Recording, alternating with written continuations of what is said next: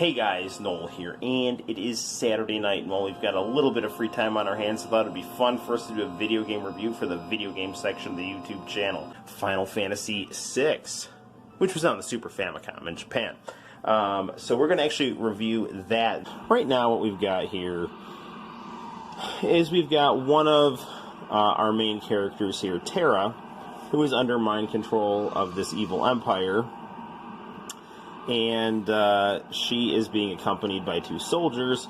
Now, a lot of the time in Final Fantasy games, you have characters like Biggs, Wedge, and Cid. And so, I can't remember, I think it's Wedge is present as one of those guys. And now we get a good opening here of these mechs that the two henchmen of the Empire and Terra are in. And the overarching plot of this game deals with this increasingly despotic empire, imperialistic empire, gaining increasing access to the mystical, metaphysical, mysteries of the world, and putting them into the service of their own political gains at the expense of people and the planet. And ultimately, you're going to get Kefka, who is, he's kind of reminiscent of the Joker, although I'd say he's more cerebral and less insane, as your ultimate antagonist. And when you do fight him, if you played Final Fantasy VII before Final Fantasy VI, you'll see where the final Sephiroth gets his aesthetic from, because you fight Kefka with, Kefka's got these angel wings, and when you beat him, he starts to kind of dematerialize, kind of one pixel at a time, similar to how Sephiroth goes down. So, lots of very cool stuff here. This is a turn-based RPG. You will have a maximum of 4 characters that you can control at the same time, although for the purposes of this review, we're only going to end up seeing the prologue of this game, which will have 3 characters. Excuse me for yawning. Now, another fun thing about this game here is Locke is going to be your main character more often than not, but you'll also have Terra and Sabin. And Sabin is a very cool character. He's like a martial arts monk with ties to royalty. Terra is a mysterious person with deep ties to the Espers. And Locke is your very cool, benevolent bandit. So lots of cool, interesting stuff going on. And right here, we're getting some background on the world of this game, where the game itself is already in a post-apocalyptic setting, because war has destroyed the world. People have now rediscovered technology and quote-unquote magic, and now things are starting to spiral back into violence. So that's what we've got here. Now, I personally don't like to read fiction books. My fiction reading happens in the form of these text-based Japanese role-playing games, because this is the kind of stuff that I really like to read to unwind. So that's my cup of tea right there. This game is being played on the Super Nintendo Mini, because I just felt like giving that some attention. And as you can clearly see, this is not playing on an HD television. This is playing on the Commodore 64 1084S, going through an S-Video to HDMI converter, which really makes these games look very, very nice. So, we are now going to go in this town here, and we are going to start to explore. And our point here is we want to take the Esper of the town. Now, if you're familiar with Final Fantasy games, the Espers are the summons. A hallmark of Final Fantasy games, they were turn-based RPGs, and the most spectacular turn attack is a summon attack where you will summon some kind of mystical god to do some like devastating finish move to your opponent.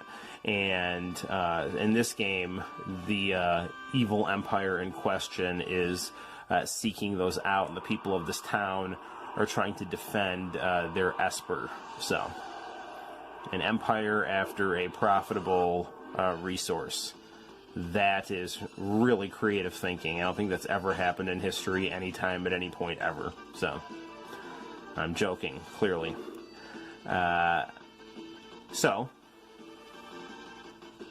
This game had artwork, character design by Yoshitaka Amano. Very, very beautiful stuff, and his stuff really gets a chance to shine during the boss battles, because some of the bosses on this game are incredibly ornate. When you go to the menu screen on this game, the characters are Yoshitaka Amano portraits, headshots, and they look fantastic. I really love his art style. It's very ornate and beautiful and charismatic. Very pretty Yoshitaka Amano artwork, and we can go to the bottom and hit save if we want. Here's the configurations we can do. We can do one of my favorite things, mess with the windows. Very, very cool, the text windows. My favorite is this chocobo window, but that will make it a little distracting to read. So for the purposes of this review, let's just keep it on blue and keep moving forward here. So we're going to jump ahead to our boss fight right here. And we are now at this monster here that is attempting to protect the Esper, and much like Final Fantasy VII, if we attack at a certain time, this thing is going to do an unpleasant counterattack. So Vix and Wedge are just exchanging strategy here, and so we'll go all out here before this thing sticks its head in its shell.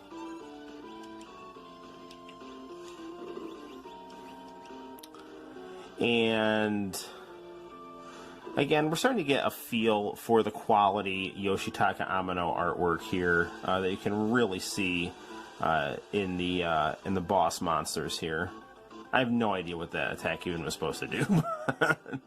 I just thought I'd give it a shot. Okay, don't attack.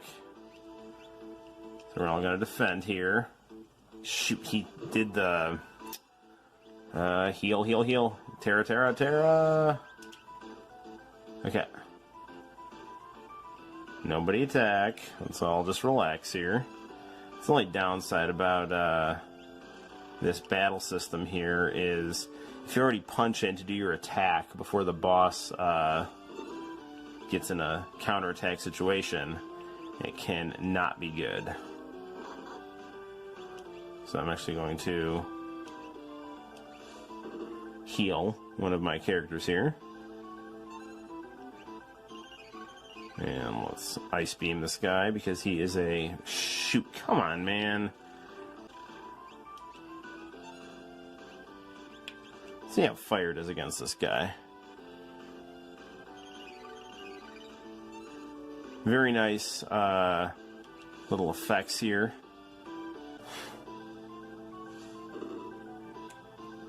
Will you go down already?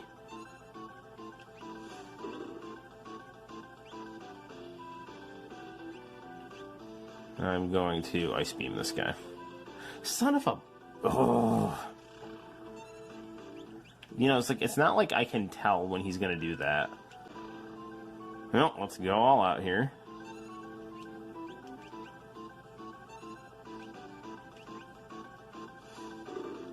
Come on, go down. That should do it. There we go.